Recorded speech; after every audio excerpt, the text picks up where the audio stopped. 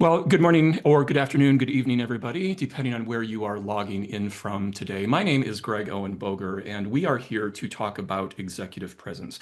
This is webinar number 2 of a 3-part series. Today's webinar is focused on building credibility.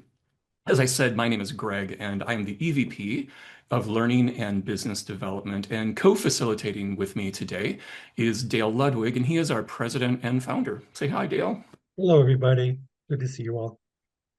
We also have Kevin Vogelsang with us. He is our Director of Operations, and he has already gone off video because he is making sure, as we just experienced, that we have a favorable video and audio experience. And I can see that he is very busy right now trying to take care of us and making sure that we don't get any more Zoom bombers. And we've got a few more people coming into the waiting room as I look around as well. But I mentioned that today is number 2 of a 3-part series. We're talking about building credibility today. I'll be talking a little bit about the webinar number 3, which is showing up for others, and we're going to be doing that on May 6th. Now, for those of you who have no background or no experience with Turpin Communication, we are a communication coaching and training company based here in Chicago. And we work with people at all levels of the corporate ladders. Today, we're focusing obviously on leaders and emerging leaders. Now, over the years, Dale and I have co-authored a handful of books, and we always focus on communicators, so presenters, meeting facilitators, and trainers. Our learning objectives for today's session, it really boils down to leadership communication, but we're breaking that down into 3 pieces. So leadership brand, we want to help you be intentional about developing your unique career building brand. We'll examine executive presence and what it means for you wherever you are on your leadership journey. And then business communication, we want to help you nurture work relationships through enhanced communication. And as the bottom of the screen shows us, enhanced communication skills in order to build your credibility as the professional that you are. So our agenda for today is very simple. Dale is going to talk us through some guiding principles of effective communication. Then we will work through some goal setting and professional branding. Then I will introduce you to the basic definition that we will be working with around executive presence, and I'll also introduce you to the model that we'll be using. Dale's going to do most of the heavy lifting today by talking us through 5 facets of the substance dimension, and then we'll share some tools and resources. So, Dale, I am going to stop sharing so you can talk us through some guiding principles of effective communication. Great. All right. Are you seeing my screen? We are. All right. Let me scoot all the videos here over to my other monitor so that I can see what I'm doing. There we go. All right. This is a bit of a review. If you were here for our first webinar, the next few slides will be a repeat. But it's okay because I'm going to go through them fairly quickly and just try to lay a foundation for the work that we're doing. As you can see here, we're talking about communication continuum, and this is all about how we communicate at work.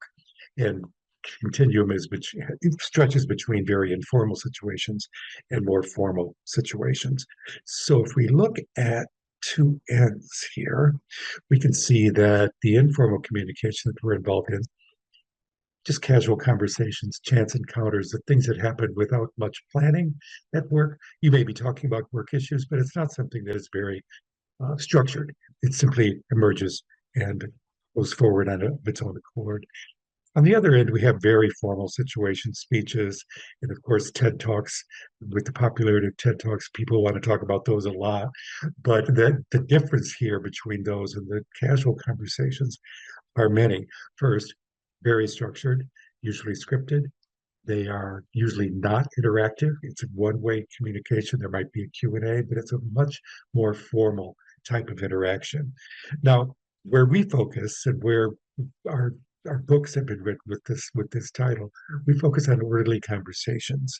And what that means is we've got a type of communication that is structured, like the speeches, but it's also conversational, like the casual interactions that we have at work. And as you can see in these bubbles here with the photos, They could be down at 6 o'clock. It might be a virtual meeting like we're having today. Those are a type of orderly conversation. They might be a stand-up presentation. They might be a seated presentation, as you can see over there by maybe 7 o'clock on the clock. It might be a hybrid meeting.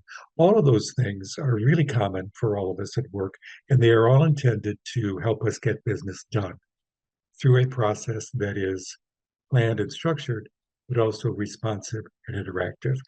Now, what that means is you have a tension between the order and the conversation, because on one side, as you can see with these circles, the orderly side is all about preparation, accuracy, structure, making sure that there's a plan or that you put together a clear way to move forward through that plan. And then on the other side, we have the conversation, which is all about being engaged, being spontaneous, and being interactive.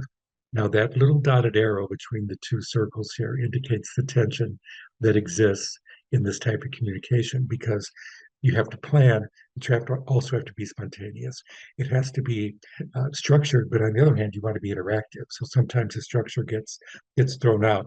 So as you can see with this image, during the preparation process, you're always looking ahead the uncertainties of the conversation. You are not scripting, you are not writing things out, you are getting ready for a conversation. And then once the conversation begins, you're adapting what was planned to what's happening in the moment. So you have to be on your toes, you have to be aware of what's happening with the group so that you can keep the conversation moving in the direction you want to go. Now, when it comes to credibility, which was our focus today with executive presence, credibility is built through that conversation. Your level of comfort with that conversation it improves the impression that you make and the folks you're communicating with. Now, this image is all about the two ways that business communication succeeds. First of all, on one side over there on the left, you want to achieve the goal presentation or the meeting or the conversation that you're having. So that means you get people to buy, agree, align, learn, any of those very practical results that you're after. And going over to the other side, the process, this is all about the conversation.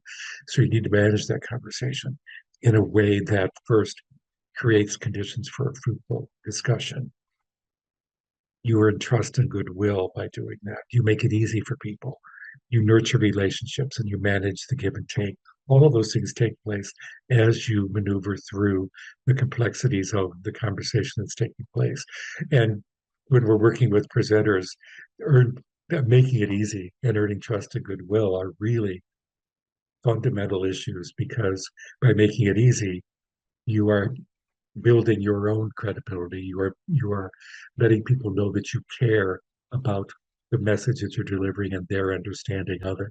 And as you'll see as we move through this today, that so much this has to do with how in control are you when it comes to the communication that you do at work.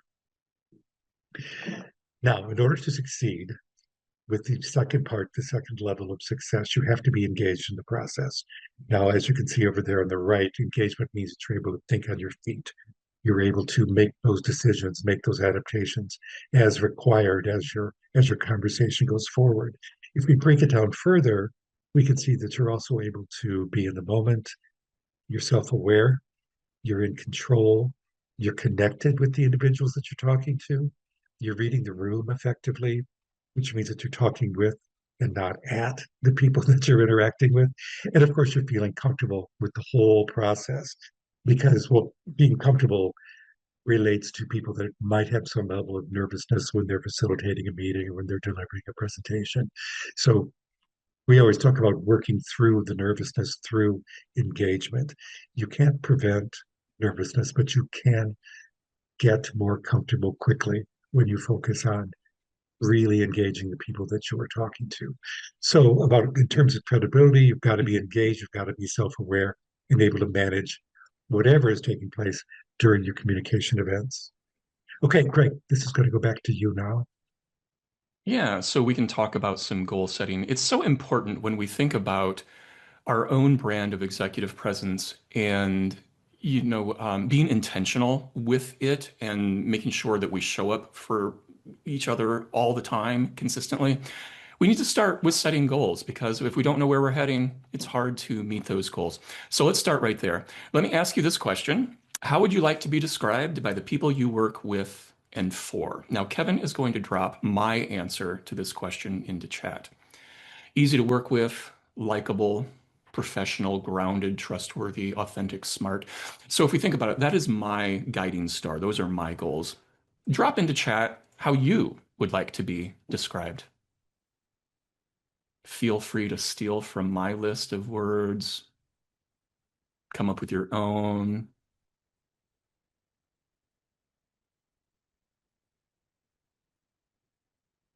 And Dale, there is a question in chat for you.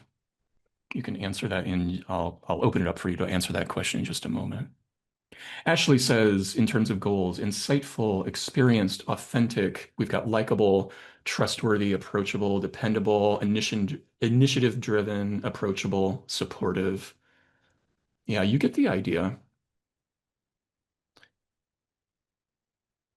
Authentic. Authentic shows up quite a few times. Trustworthy, pleasant, effective, decisive, knowledgeable.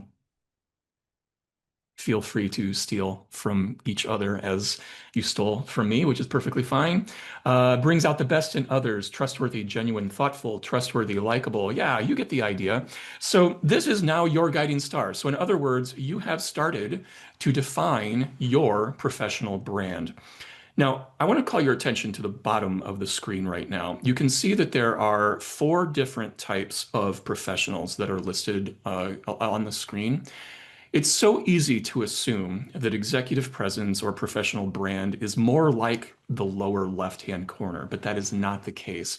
We always have to be appropriate for the situation that we find ourselves in. So if you are in a blue-collar environment or a very casual office environment, that's okay. You still have a professional brand that needs to be appropriate for that situation. So that brings us then to executive presence. Now that we have a baseline around professional brand, I'm going to introduce you to the definition and the model. So let's start here. If I were to ask you, how would you define executive presence? You would probably struggle quite a bit.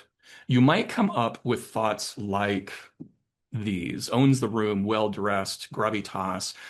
And while those attributes are correct, they don't get at a three-dimensional image of what executive presence actually is. So that was the problem I was trying to solve, and I eventually landed on this book called All the Leader You Can Be: The Science of Achieving Extraordinary Executive Presence. And one of the things I would love for you to think about right now is it was actually written by a woman, which is awesome because so many of the resources that are out there are written by aging white guys. Now, today's session is being led by aging white guys. I get that, but we have to have a broader picture of just people who look like Dale and me. So anyway, the definition of executive presence based on Suzanne Bates' work is this: the qualities of a leader that engage, inspire, align, and move people to act. And by understanding how your intentions as a leader match up with other people's perceptions, you can learn how to flex your style to gain trust, build alignment, and lead change. So in other words, it's based on other people's perceptions of you, and by building your self-awareness, those perceptions can be improved. So again, it's all about being intentional and making sure that your intentions match up with other people's perceptions. And one of the questions you may be thinking right now is, why are they talking about somebody else's book? It's a legitimate question, and the reason is this. We were so thrilled when we landed on this particular definition because it matches very closely to the baseline methodologies that we use here at Turpin, that we became certified to be able to teach this to other people while also weaving in our concepts. Now, here is the model. You can see that there are 15 facets. And we're going to be focusing, as we've established, on the middle column here, the substance style, because that is how we build credibility. But what I want you to think about right now is that all of these facets show up in meetings, which means they are observable behaviors and traits, which means they can be improved upon over time. Now, there is a reason that these things are called facets. If you think about all of us that are in this webinar right now, each one of us has a unique brand. We've already established that. So each one of us is like one of these jewels here. We are shining and we are carved and we are showing up in a particular way, but they look very different from each other. And so this explains why my brand of executive presence can be very different from somebody else's, and they are both legitimate. Again, we have our film strip here running across the slide that shows it does not matter what type of industry you're in, being intentional with your executive presence is important. Now, there's one more concept I need to define before I turn things over to Dale, which is an overstrength. All 15 of these facets are, we all possess them, and we have them in different quantities, if you will. When somebody has an overabundance of a particular facet, we call that an overstrength. And pulling back the curtain, I'm choosing to talk about assertiveness right now because I have an overstrength in assertiveness. So what does that mean for me? It means that left unchecked, especially when I become frustrated, I can bulldoze people, I can force my opinion on people. That is not necessarily a pleasant thing, and it certainly isn't my intention. So I need to find ways to tap the brakes on my overstrength so that it doesn't turn into a negative. Now, one thing to keep in mind with overstrengths is that how much you choose to flex that particular facet can be different based on your role and what you're trying to achieve. So it's not as if an overstrength is always a negative. Those of us who possess an overstrength, and most of us do, we need to tap the brakes on it so that we don't have a negative perception of us. All right. There is a handout that we are going to give you at the end of today's session. And what I want you to think about now is that the handout has a page dedicated to all 15 of the facets. There's the definition, what it is, what it isn't, what it's like if you don't have enough of a particular facet, what an overstrength feels like. And then probably more importantly is the practical stuff at the bottom of each of these pages, which is what can you do to lean into this particular facet to improve outcomes? And that brings us, Dale, to you to talk us through 5 of the facets in the substance dimension. Righty, let me bring the slides up. Right, I already have you all over there.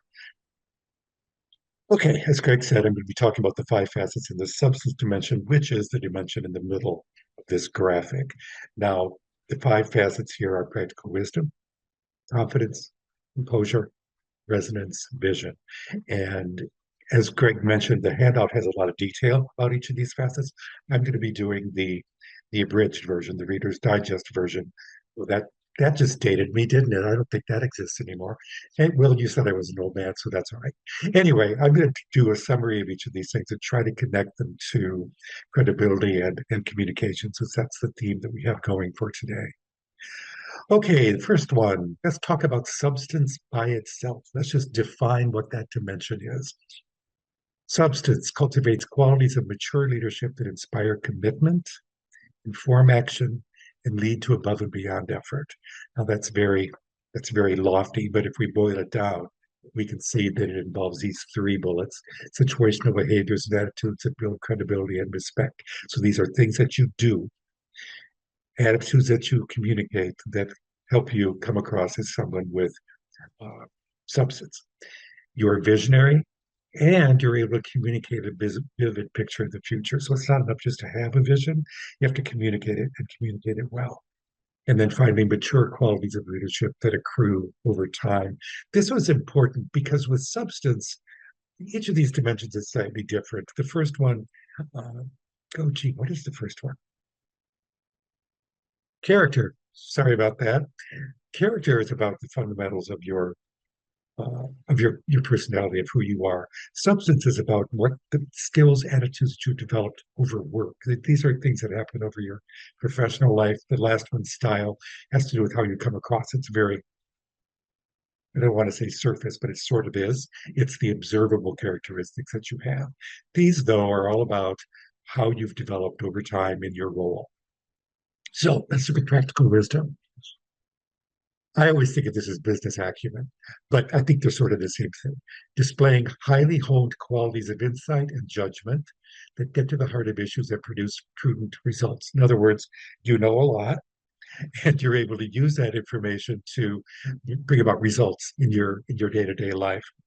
Now, I'm highlighting three of the characteristics here in blue. There are more of them on the handout, as I said before. But starting at the top, pulling from experience and freely sharing insights, cutting through complexity to get to the heart of the matter. Both of those are about communicating well. It's about using that background that you have, the wisdom that you have, and applying it to everyday situations. And then finally, at the bottom, telling stories to illustrate your experience. I'm going to do a few slides in a bit, focusing on storytelling. And so we'll talk more about that when we get there. Okay, let's look at what happens when you don't have enough practical wisdom. It might involve jumping to conclusions before hearing the facts. It might help make you appear reckless, not very careful, not very thoughtful in the decisions that you make. Now, when you have too much, the overstrength Greg was talking about, you might rely solely on one's gut instinct when making decisions, not thinking through, not explaining your thoughts, shutting down discussions too soon, being a know-it-all without sound reasoning, and forgetting that emotions are also data. So you've got to think about the people that you are communicating with and what they might need and how that might influence the decisions that you make. So practical wisdom is a pretty fundamental facet, and it's one that, again, is not just about knowing things, it's about communicating things effectively. Let's go to confidence. Confidence is being self-assured in decision making. That's pretty obvious. You're ready to, but you're also ready to accept the risk and responsibility for taking timely action. So it's about not just you, but also the people that you're working with. There are two layers of confidence: self-confidence, which is a belief in your own ability, but also social confidence, which is what I was just talking about, belief in your team's ability, and making sure that the team knows that you are confident in them.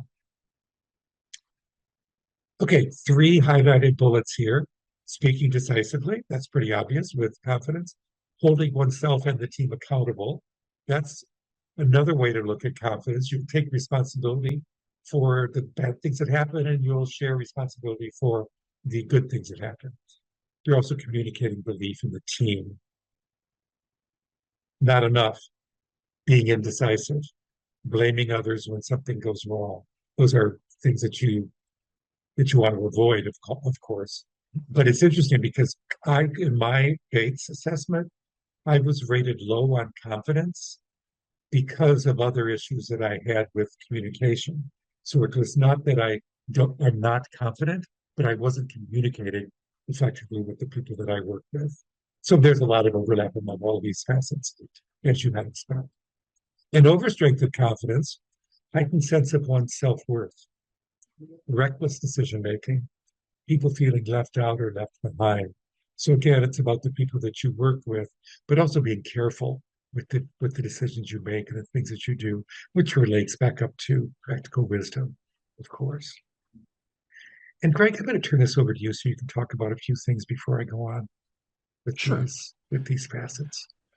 Yeah, so one of the things we always like to do is get practical, as we've already mentioned. So that's what I'm going to do right now. I want to give you a couple of tools that you can use to demonstrate self-confidence, in using these techniques. The framing strategy. Now, those of you who have worked with us in the past, that's going to be a review. And then there's this other thing called bluff.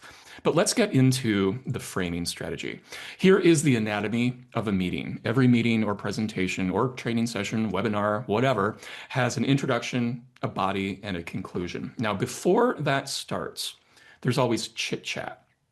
You, as the leader, excuse me, you as the leader of the meeting or the presentation, at some point you need to take control and formalize the meeting. And by doing so, that is a way to build credibility. Everybody goes, oh, thankfully, we're done with the chit chat. Now we can get down to business. When you do that, what you ought to do is provide direction, purpose, context, and give people a reason to participate. More easily stated, you're answering two questions. What are we talking about and why? So we're going to introduce you to the actual boots on the ground, how to do this. So here we have 4 sticky notes. They are labeled current situation, today's goal, agenda, and benefits. And as you can see over on the left-hand side of the screen, our first example here is a very simple staff meeting. Imagine, as I'm sure is true for you, if you are ever attending staff meetings, people are all over the place. We're distracted. And even though we might do a staff meeting on a regular basis, we still need to, uh, the meeting needs to be called to attention. So let me model for you how this can go. Good afternoon, everybody. Thanks for joining us for our weekly staff meeting. I want to recognize that there is a lot going on right now, but we always need to get everybody on the same page. So we're going to do a round robin update as we always do, and then I will roll out our hybrid work policy. The reason we're doing this, as always, is to keep the momentum going. So I have taken control of the staff meeting and I have answered the questions, what are we talking about and why? Now, let me give you a more high stakes crisis sort of scenario here. Let's say that something has happened in the business. I'm the CEO. You are all in the C-suite. So congratulations on your temporary promotion. I've brought us together to figure out what are we going to do now. So I might frame up this high stakes conversation something like this. I want to recognize everybody that there are unknowns, there are fears and instability in the market, but I wanted to bring us together to create our what's next plan because we have got to stabilize the business. We also need to reassure our employees, our customers, and our investors that we're in front of this. So we're going to review the financials. Then I thought we would together take a look at some emerging market trends. Then we will do a SWOT analysis and we'll round things out by crafting together our communication plan. So again, I'm able to answer, what are we talking about and why? And not that a CEO needs to build credibility, but it is always important to reestablish that credibility in every meeting. Now, here is another example. Let's say, Sherry, you're on video. My eyes just landed on you over here on my other monitor. So I'm going to use you as an example. Let's say that you and I work together, and one of our colleagues, Tom, has just sent a hair on fire email out. And we're like, what are we going to do now? So, Sherry, I'm going to pick up the old-fashioned phone and I'm going to call you. I'm going to say, hey, do you have a minute? This is about that emotional email from Tom. I was hoping that you might help me figure out how we can help him calm down. So if you don't mind, I'd like to talk through some ideas and craft a response to his email because I think we need to avoid a fire with his team and then restore confidence for everybody. Sound good? And I'm seeing a nod, so thank you very much. So, even in a very bizarre one-on-one conversation, you can use this framing strategy to answer the questions, what are we talking about and why? And of course, this is all about establishing you as the leader of the conversation, which is one way you build your own credibility. Now, if we were in a workshop setting where we're, a very small group and we were practicing this, and Sherry, I'll use you as an example. If you were practicing something, we would capture you on video, and then 2 people, you and your coach, would review that video together, and we would help grow your self-awareness, how this particular tool can help you establish your credibility. So anyway, that's what this can look like when we're in a workshop setting. Now, here you are looking at the 15 facets, and there are some check marks. If you feel as if you are low on any of those facets that have a check mark by them, using the framing strategy is an excellent way to build perceptions. Obviously, we are focused on the middle column, the substance column, but as you can see, the framing strategy hits more than half of the facets. And interestingly enough, in the next webinar, the third in our series, it hits every single one of these style facets. What you're looking at now is an image of our framing strategy worksheet. It actually works step by step through developing a frame. So Kevin is going to give you access to this tool a little bit later. We're also going to send you an email tomorrow. This will go to everybody who is registered for today's webinar. It will include a link to this tool there as well.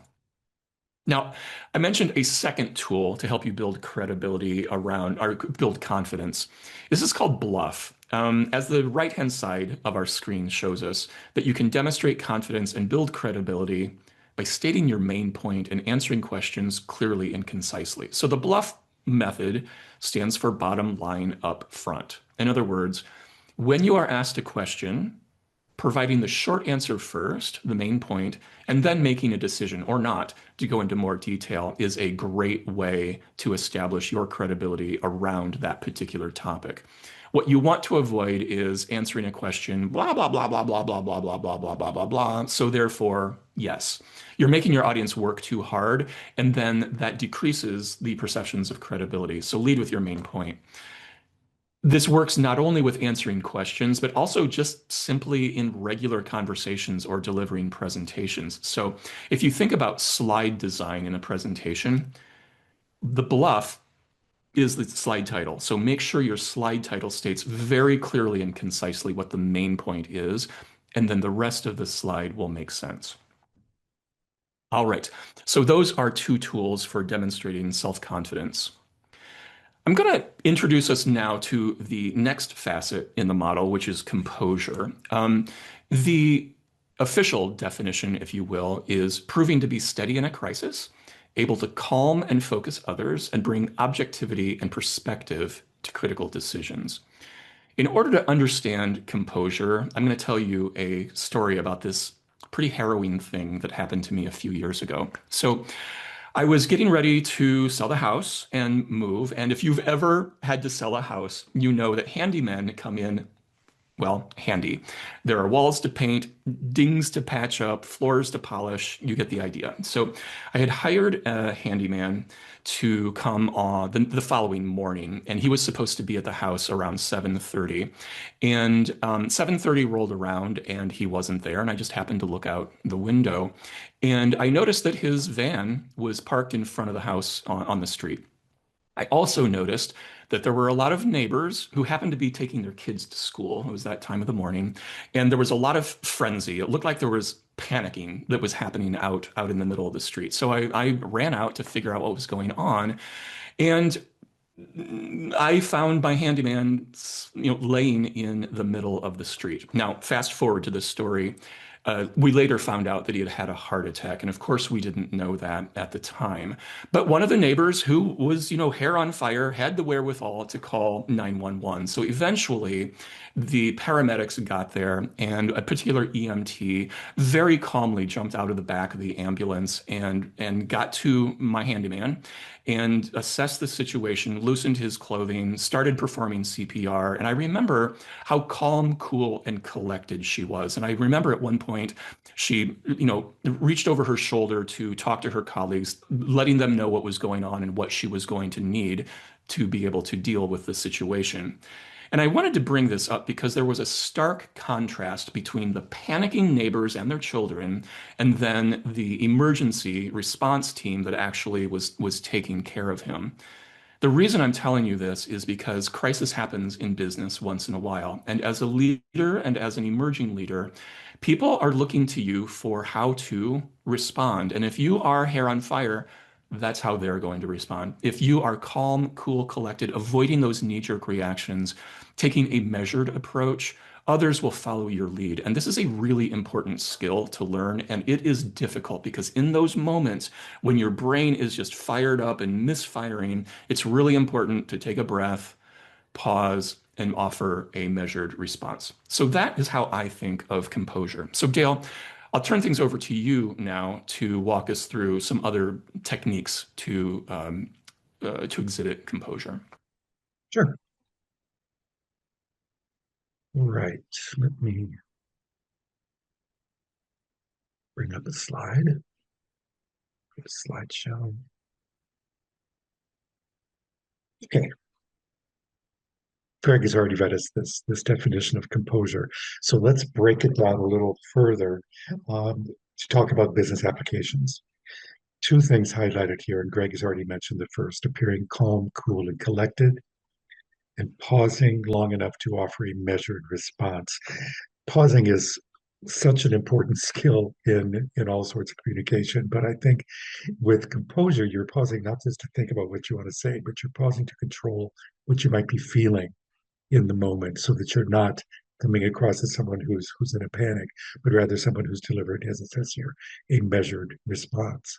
Now, when we think about emotional intelligence, I want to put this slide in here because when we're talking about composure, we're really talking about self-management, being able to keep those emotions under control, being aware of what you're feeling, and also being able to control them. As you can see, these are the four abilities of emotional intelligence.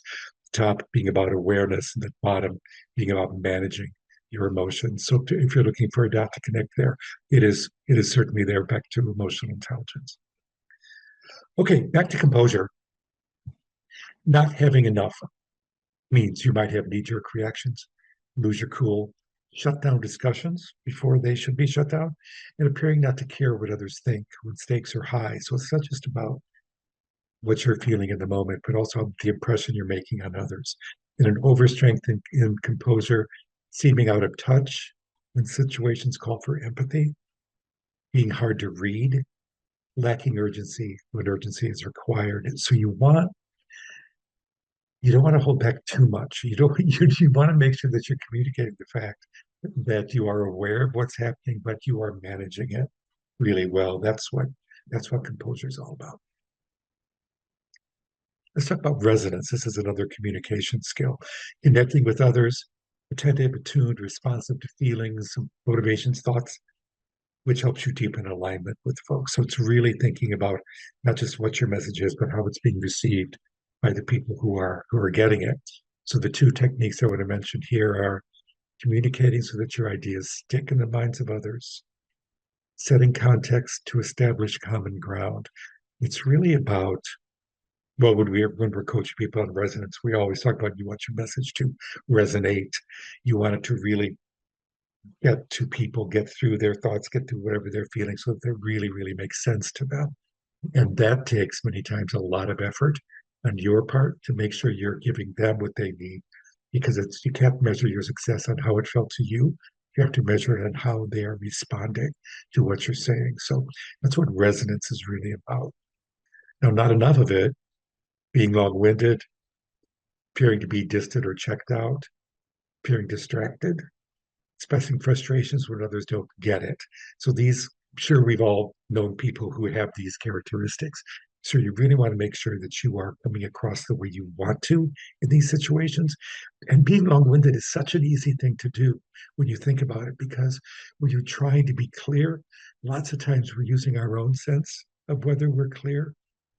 And if we don't think so, we just keep going and going and going when the message may have gotten across, 5 minutes ago.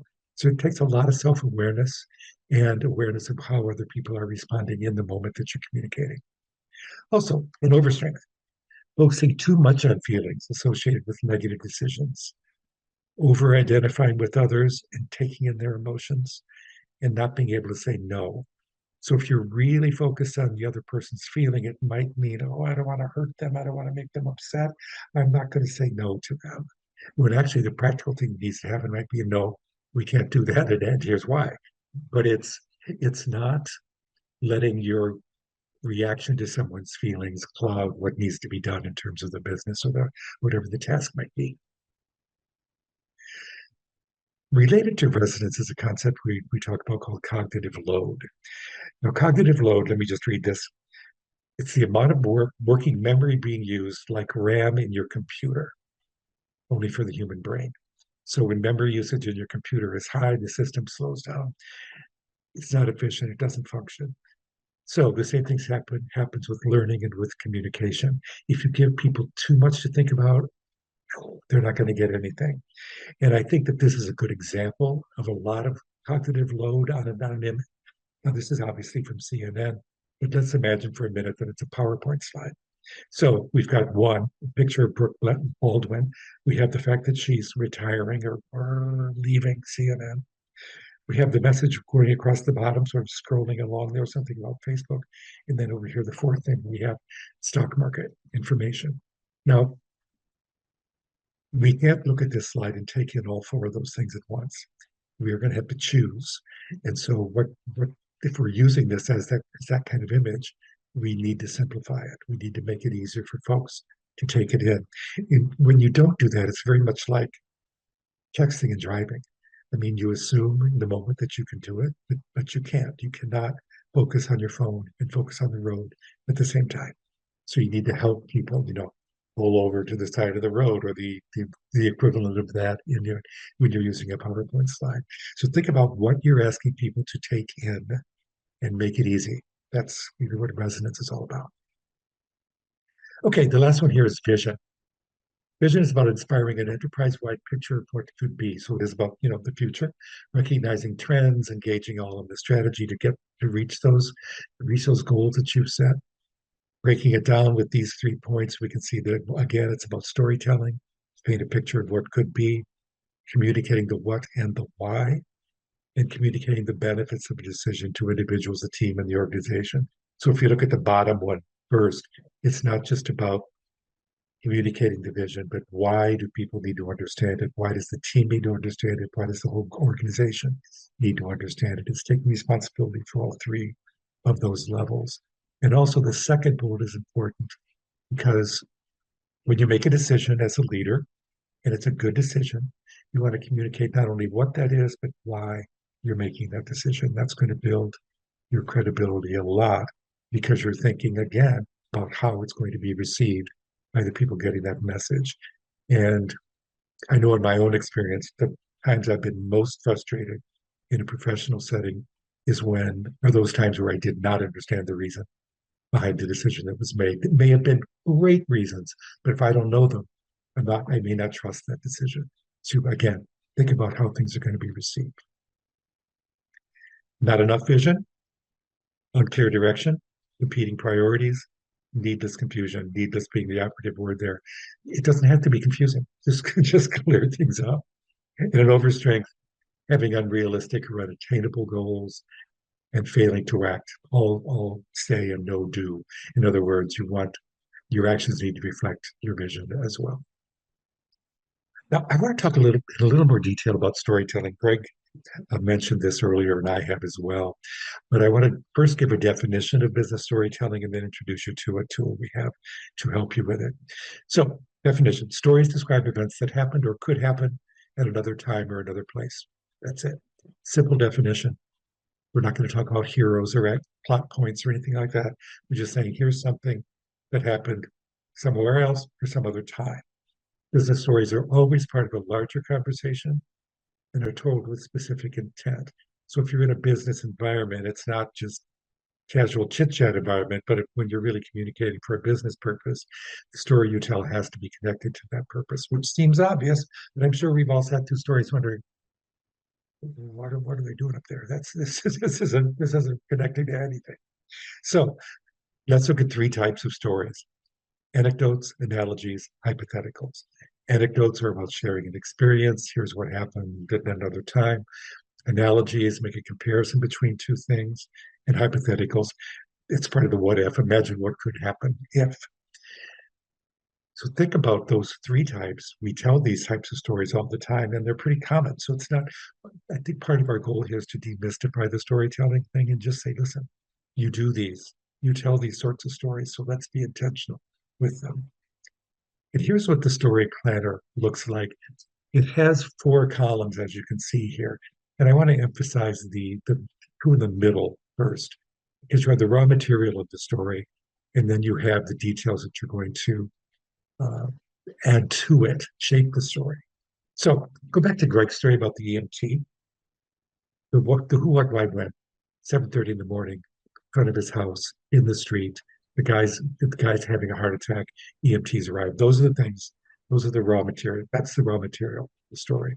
Now on the other side, the shaping it, what do you want to emphasize or de-emphasize? He emphasized the demeanor of the EMT, how calm she was. Opposing that, he emphasized what the neighbors were like and what their kids were probably a little bit freaked out were like as they were going to school. He gave us information about what was said, who's communicating, what she was doing. It was CPR. All of those things help bring that story to life. He didn't go into unnecessary detail with it, which I suppose he could have. I don't get nothing's popping in my head right now, but it was very controlled in terms of having an emotional impact, and but also being very clear with what was happening. Now, the other two columns are about how you lead into the story and how you get out of the story, how you bring it home. So let me tell you a story about, or here's what happened when I was getting ready to move.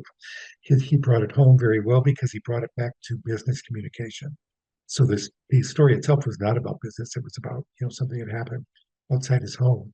But bringing it home is all about you need to have a composed response in an emergency situation at work because those emergencies happen. So it's a good way to take something that we do typically tell stories and make it more intentional, take some control over how you're managing it. And I'll say one more thing. Usually the challenge people have is in shaping the story because they either include too much detail, the story is endless and wanders away from its point, where there's nothing there. It's just the hard raw material and there's no elaboration on it. So so you either need to relax your storytelling a bit or get some control over your storytelling.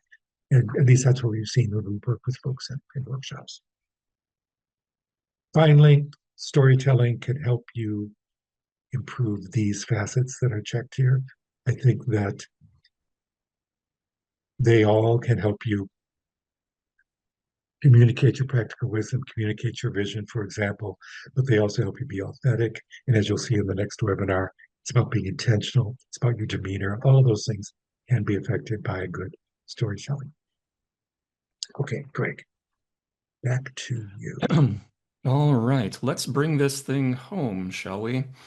So, I showed you a version of this slide earlier, and we talked about all three of these, business communication, professional branding, executive presence coming together, calling it leadership communication.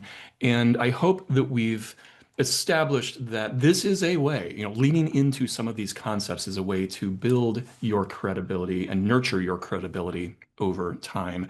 It's important to recognize that, credibility isn't a one and done sort of thing. It is something that you practice and you communicate time and time again. Okay, my slide is not advancing. Why is that? There we go. All right, we mentioned that there is this handout called Executive Presence Observable Traits.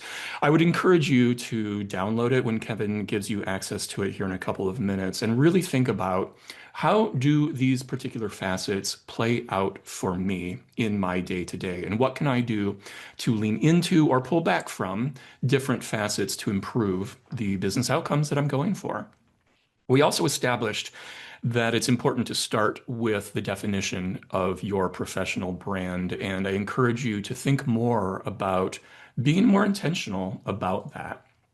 Okay, we have a third webinar we've mentioned already. This one is about showing up for others. It is the third column of the model. We're going to be doing that on May 6th, and Kevin is going to drop a link into registration for you if you aren't already registered for that. That brings us to our tools and resources. I know for a fact that Kevin has been very busy today taking care of us, given what happened earlier. He's going to get super busy right now because he's going to be dropping a ton of links into chat. Again, these tools and resources will be sent to you in an email tomorrow, which will also include a recording of today's webinar and the first one in the series. So the first tool there is the 15 facets handout. The next one is the framing strategy. The next one is the story planner that Dale talked us through. And finally, we haven't mentioned this yet, but it is a very good tool. Dale, I'm going to give you props for this. Dale just recently posted 15, actually 16 blog articles about executive presence. So there is an overarching article called 15 Facets in Action, and then a separate article with tons of stories built in on each of the facets, and they link to one another. So it's kind of like a choose your own adventure if you are familiar with those books, young adult books. I also want to introduce you to a very cool bunch of tools we are about to launch. I was really hoping that we would be able to launch these tools in time for today's webinar. But if you have ever been involved with developing a website, you know that it is always going to be behind schedule, and this one is too. But this is a members only website. It is called eCoach. By Turpin Communication, it's a communication toolkit, and it is chock full of all sorts of resources, and they really fall into two buckets. Tools, a library of scads of tools, videos, on-demand classes, podcasts, blogs, you name it. We also have an AI tool that I'll talk about here in a minute. And the second batch of tools are around events. So very much like this webinar, there are free and reduced pricing events that you will have access to. And I want to talk a little bit more detail around TurpinBot, the AI communication tool, office hours, and crash courses. So TurpinBot. TurpinBot is an AI tool that is built on our methodology. So we have been able to teach the tool everything that we teach, and it is now able in a safe environment to provide feedback to you once you practice or conduct a role play. You might practice a presentation, a meeting, conduct a role play, a one-on-one conversation. So this is a screenshot of the results of a role play that I did. I was planning to tell a story. By the way, the story that I told today about the handyman, I practiced it within TurpinBot. Time permitting today, and if you want to stick around a little bit after the end of the webinar, we will do a demo. Kevin will walk us through that demo of how the tool actually works. The second thing I wanted to shine a light on is monthly office hours. So if you went to college, you know sometimes professors open their door and say, hey, I'm available, come on in. We are going to do that for you as well, for people who are members of the eCoach Communication Toolkit. You'll just sign up for a 30-minute slot, and whatever you want to talk about, we'll be there to coach you through it. The other thing is crash courses. I'm really excited about this new offering. They are half-day, very quick hit crash courses that are very interactive that will include that one-on-one video coaching that we mentioned earlier. We will put these into a regular rotation once the toolkit is launched. So if you haven't figured it out at this point, I'm the sales guy around here. I enjoy coming up with tailored solutions for all of our clients. So if you want to explore something, feel free to schedule some time with me. Kevin is also going to drop my meeting scheduler into chat. So that brings us to our final thank you very much. I'm going to stop sharing my screen. And Kevin, now we've got 5 minutes left over, so we do have time for that demo of TurpinBot. Before we do that, though, Kevin, I want to just open it up. Are there any questions from anybody that you would like us to answer before we get into that demo?